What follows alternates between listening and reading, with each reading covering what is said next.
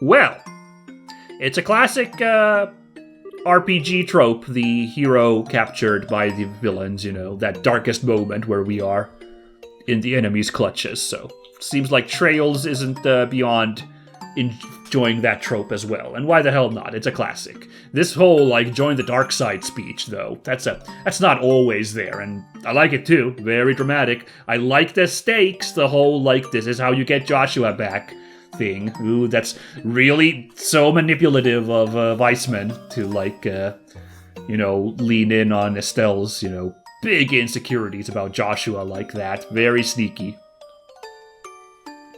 If I join the society, I'll meet Joshua again.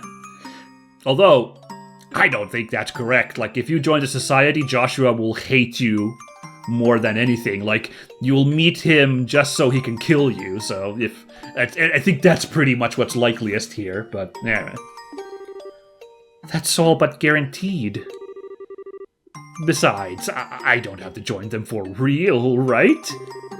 I can just, pretend to join them and learn more about how they operate. Because I'm sure they have such a loose vetting program here at Ouroboros, they'll just let a guy sneak in that easily. I'm not the best actress in the world, so it might be hard, but it's better than just being locked up.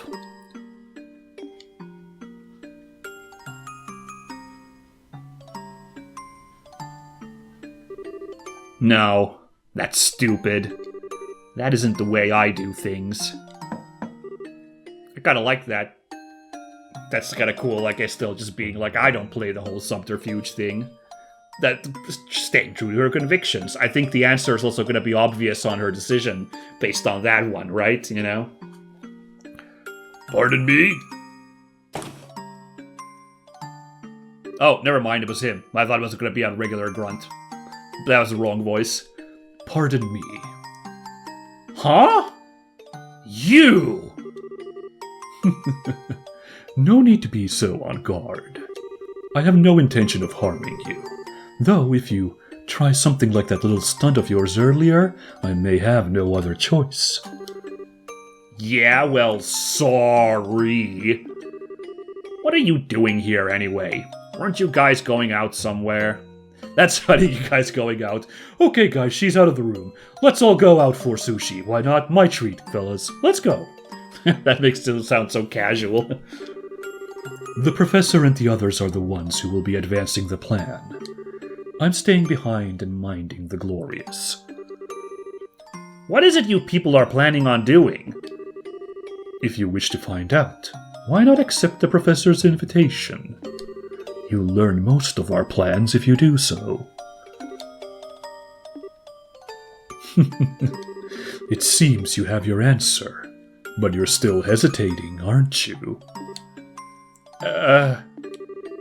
If you want my advice, Estelle Bright, you are not suited for the Society of Ouroboros at all, in both ability and personality.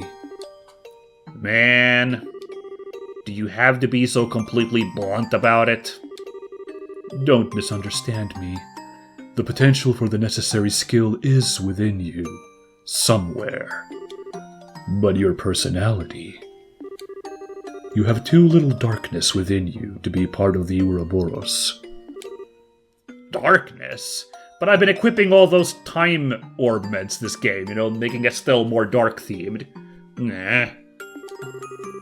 All those in service to the Grandmaster bear some kind of darkness on their shoulders. Myself, the Professor, the other enforcers. Joshua, too, needless to say. Hey, what's your relationship to Joshua anyway? Our relationship? Ooh, that kind of relationship. Estelle's getting... Estelle swings that kind of way, huh? Joshua was weirdly focused on you. He seemed to know who you were even though he didn't recognize you with that mask on. And on top of that, it seemed like he was desperate to find out who you were. That doesn't surprise me. The professor sealed part of his memory away. He was hypnotized in such a way that the moment he left the society, he could remember little about us. Even if he remembered his actions as part of the society, he could not remember his confederates. That would have been the core of his dilemma. That's... The memories of his childhood would be the same. Even if he remembers Karin, he likely would have only loosely remembered me. Karin. That's a name drop I don't think we've had yet. Interesting. And also, these two go back all the way to childhood, huh? Alright. I see. So that's why... Wait. Karin? I've heard that name before. Oh, really? Because I don't remember that name. Now I'm embarrassed to admit I have not been paying enough attention to the plot. Okay.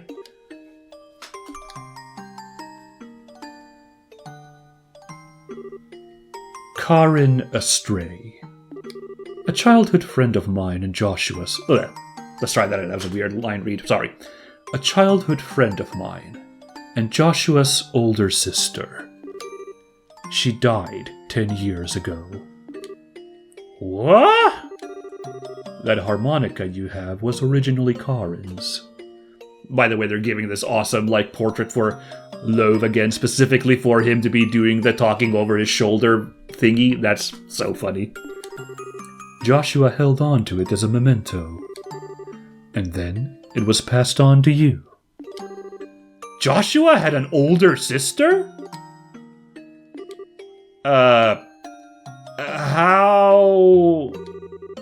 How did Karin, pass away? I hope you know what you're really asking. The answer to that question requires staring into the abyss in which Joshua and the rest of us reside. And it will stare back. Ooh, that's so good. That's a great utilization of Nietzsche. I don't say that very often because that guy is whatever. But the abyss staring back into you line definitely has its uses. That's so cool. Are you prepared for that? Tell me. I don't know if I'm ready for what's coming or whatever, but I want to know what kind of path Joshua has followed. If nothing else, I have to know that. As you wish. It was a little over 10 years ago, back when you could still find the village of Hamel on maps of Erebonia and Liberal. Ah, okay. I was speculating about this and that village that Joshua and the Kapuas went to really early in this second chapter. Yeah, those ruins. Yep. Okay, let's find out just how bad things got in Hamel. Ooh, getting an actual proper, Oh, except it's these little sketches. That's fine. I can dig these as well. I was wondering if we'd have an actual cutscene in sepia tone in the past, but these are fine too. Hamel was a tiny little place. There weren't many other young people, so the three of us were always together. Oh wow. Is Loewe the guy on the left? He's that much older than Joshua then, I guess? Aw, Joshua had a cute little puppy there. Oh, that's really nice. Look at that fella there.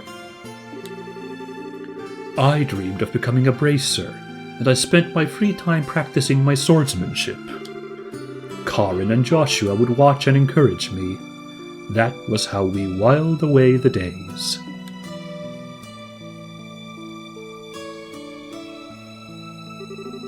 Once I was done with practice, we would turn our ears to Karin's harmonica.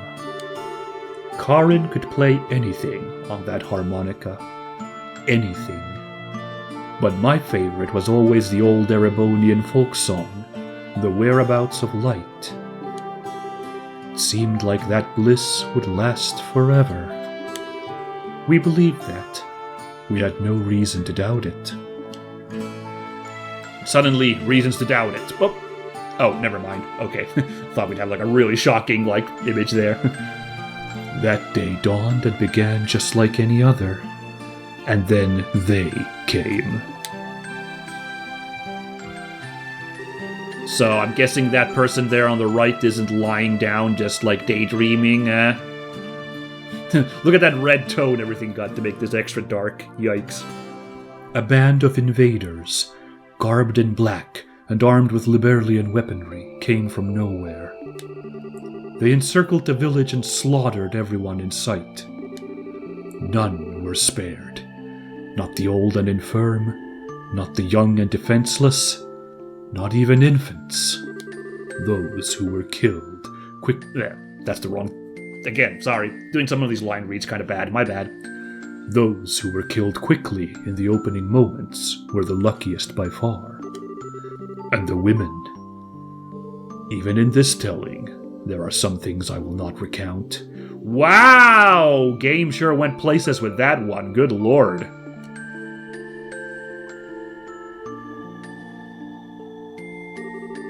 We fled desperately from that hell.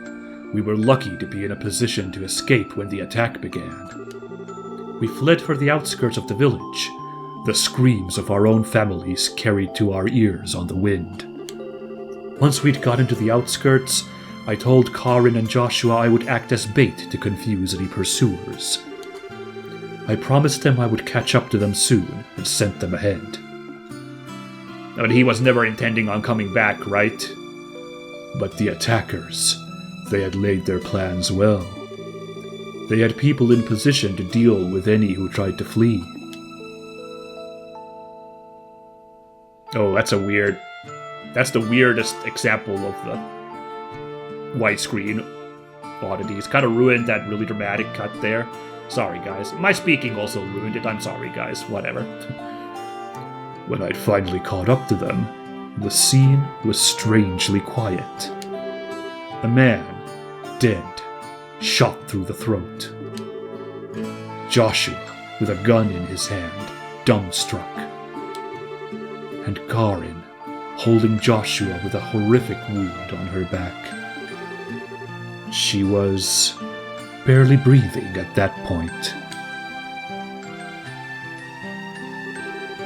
Ooh, she's got those dead eyes, the dead anime eyes. In this case, in more ways than one, yeah? Oh boy. Even now the scene seems surreal to me. Karin was calm and content. She entrusted her harmonica to Joshua, then asked that I take care of him. And then she died quietly, there in that clearing.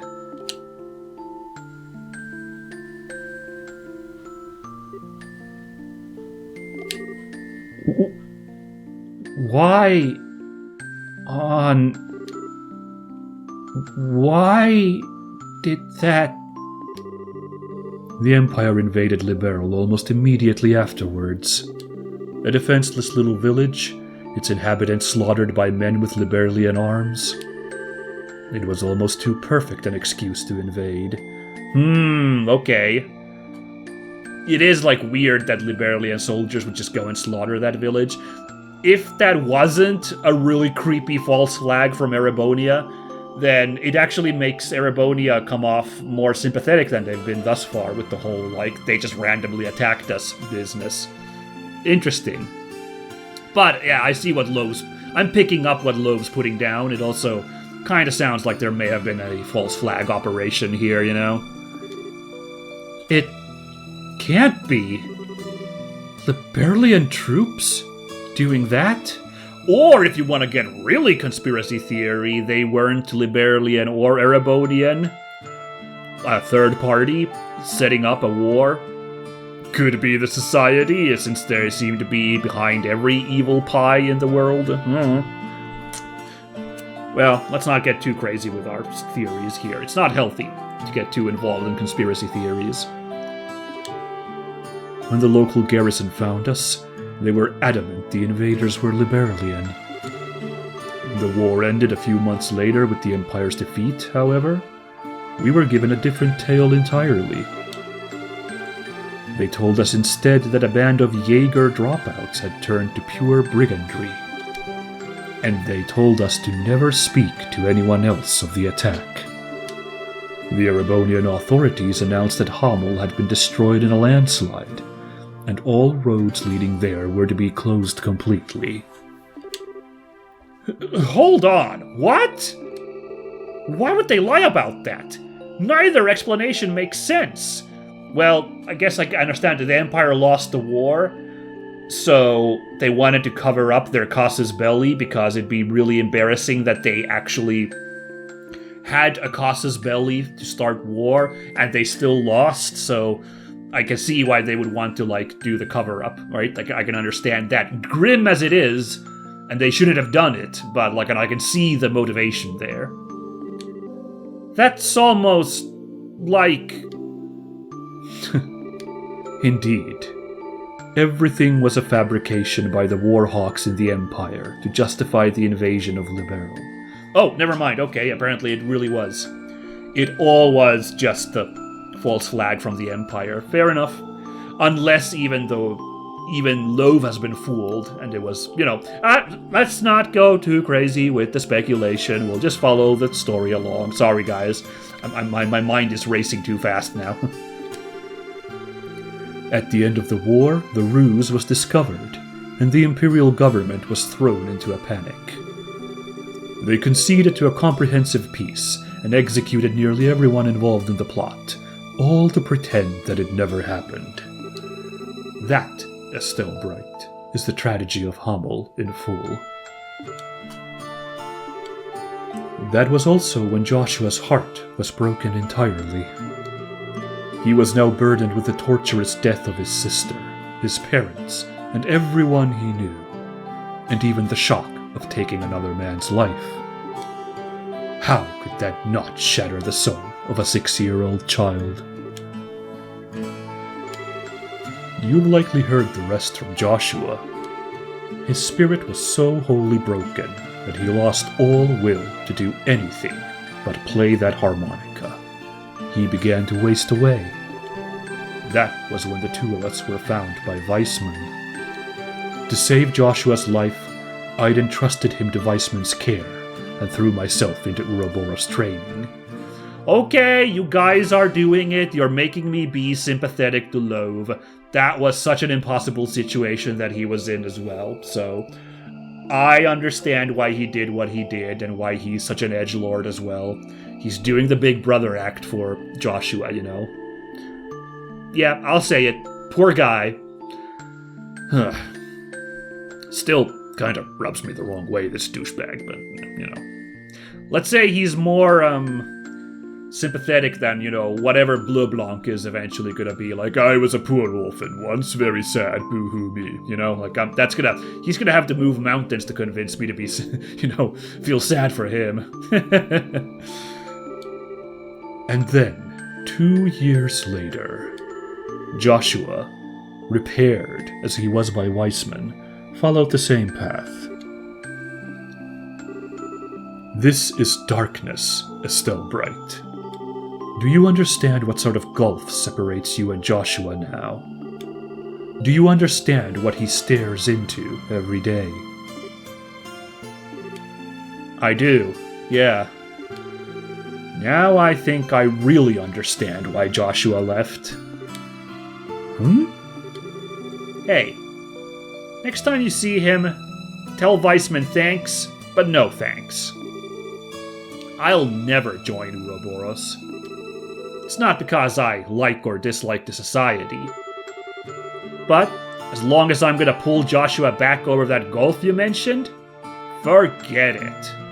Damn, that is probably the single most badass thing Estelle has said in these 2 games. I don't know, it's just that crushing stuff she just heard, and she has not wavered at all. She is still sharp as steel. That is so cool. I love it.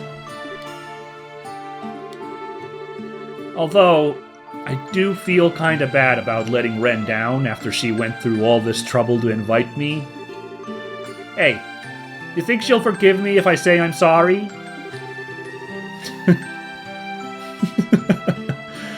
You're one of a kind, Estelle Bright.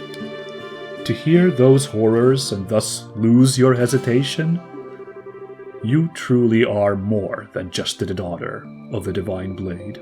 I stuttered on daughter. I'm sorry, guys. Damn it. I should be giving it my all because this is such heavy stuff here, but thanks for the compliment, I guess? And you say all that, but you care about Joshua too, right? You guys were friends. Or maybe more like brothers. Let me be absolutely clear. That was 10 years ago. To me now, he is nothing more than a rogue element to be eliminated. Okay, whatever, Loewe, sure. What? The professor seems to enjoy letting Joshua do as he pleases. I have a different plan in mind. Sooner or later, I will deal with Joshua personally. Wait a second! What the hell is this? Karin asked you to take care of him! Doesn't that mean anything to you? I have my own path I've chosen for myself. I've dedicated myself to my goal, and any who stand in my way shall die by my blade. Not even Karin's final request will stop me. How can you...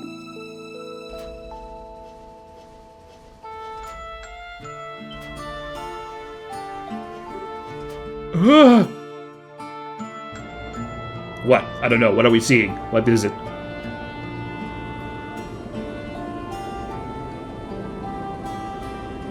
Okay. Oh, that looked kind of bad. That wasn't even because of widescreen or anything. That was like still in the 4x3 like area, like the way that one ship clipped through the Glorious's rudder there. That was awkward. Those are the professor and the others. Yes. It looks like the third stage of the plan is getting underway. The third stage? What's... That is not for you to know. Once we're finished, you'll be returned to your father. Behave until then. Now just a... As one final note, don't even think of attempting to escape. The Glorious is 8,000 Arj above ground. You have nowhere to run. That's a pretty good point, unfortunately. Yeah. Anyway, you gotta love writing where, like, someone's in, like, a, you know... Someone is, like, definitely, like, overpowered. Like, obviously Loewe and Ouroboros Society have Estelle overpowered. But Estelle still came off as stronger than all of them in that scene just now. The way she flipped the script on Loewe there. I love seeing shit like that so much. That was so good. That's why I'm marking out over how good that scene just now was. Estelle, man. Why do people not talk more about how great Estelle is as a protagonist? This is like blowing my mind. And I knew this was going to be good, you know, based on first chapter, but I'm still like, wow. Don't even think of attempting to escape, he says. As if he doesn't know that it's human nature for me to want to do the exact opposite. Besides, he's the only enforcer on board. Alright, why not? Let's do this. Okay. Yeah, I don't know what the plan is gonna be here. I don't think this has been designed to be very easy to escape, but... Okay. The timing is gonna be everything. If I can figure that out, I'll be good. Let's see. I'll wait a couple of hours till they let their guard down, then... Right. It's worth a shot. So this was a memento of Karin, huh? You shouldn't throw away something like this so easily, you idiot. Just gonna spend a couple hours practicing the harmonica, huh? Well, what else are you gonna do in this sitch?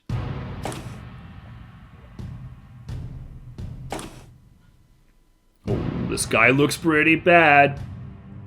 What's gonna happen if we have to fight these guys? I don't know. Enhanced Jaeger. That's interesting. Hey, time to change shifts. How's the girl acting? Quiet as a mouse. She might be a bracer, but she's still just a kid. Probably curled up in bed, scared out of her mind. Babysitting while everyone else is out sucks. This is so boring. I wanted to get out there into the action. Quit your whining. These are Leonard's orders. Hell if I'm not gonna follow his instructions to the letter. Yeah. What was that sound? Weird little clinking. Hey, what are you doing? You don't think. She escaped?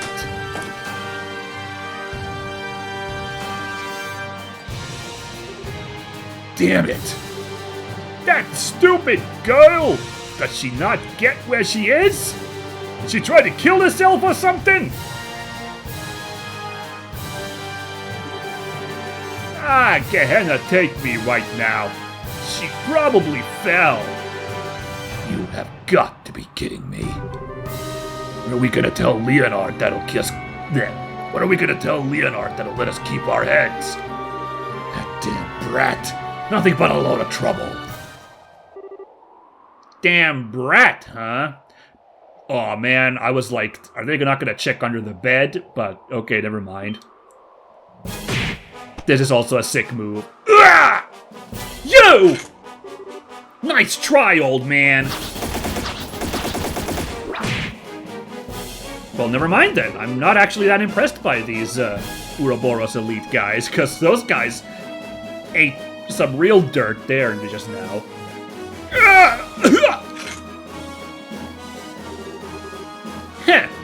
Never underestimate a bracer. First of all, don't you think that was a little rude? Calling a sweet maiden like myself a damn brat? It wasn't me! I didn't call you that, I swear! Oh, you didn't? Well, you didn't correct your buddy then. Either way, it's nap time for you.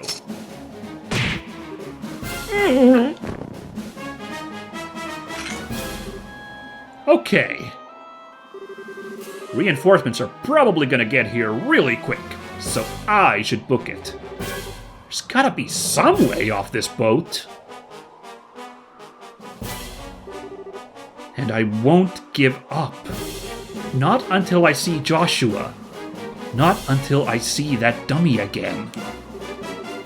You won't stop for anything, Loewe? Well, neither will I!